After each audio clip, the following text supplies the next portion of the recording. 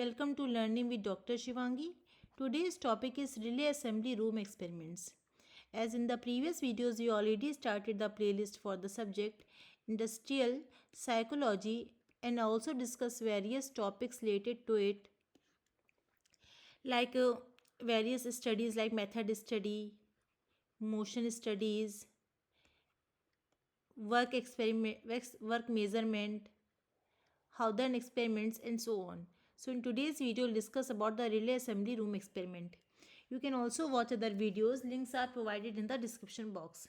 So before I started the video, I want to say you that if you like my video, please like and share this video, and don't forget to subscribe my channel, which is Learning with Dr. Shivangi. Now coming to the main topic, which is relay assembly room experiment. This experiment comes under the Hawthorne experiment. It is the second experiment of Hawthorne experiment, and the first one was illumination experiment. In this experiment, a small homogeneous work group of girls was constituted. Several new elements were introduced in the work atmosphere of this group. These included shorter working hours, rest pauses, improved physical conditions, friendly and informal supervision, free social interaction among group members, etc. Productivity and morale increased considerably during the period of experiments. Morale and productivity were maintained even if improvement in working conditions were withdrawn.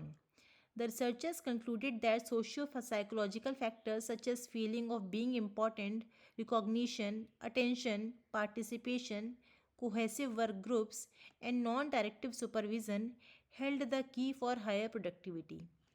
F.J. Roethlisberger reviewed this work in detail in Management and the Worker in 1939.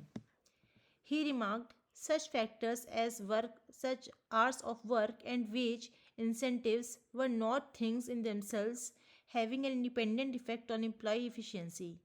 Rather, these factors were no more than parts of social total situation, and their effects could not be predicted apart from the total situation. Apparently, the investigators had made the girls feel important, and improved performance was at least partly the result of psychological factors. Mayo and his associates discovered that small social groups in the factory were able to influence the behavior of individuals to a considerable degree. They wanted to find out how a group could pressurize an individual into lower production in spite of a high incentive wage rate. So they set out to observe the behavior of a small group of male workers who were employed attaching wires to switches for telephone equipment. This study was not really an experiment where changes in the certain factors were made and the results of changes were recorded.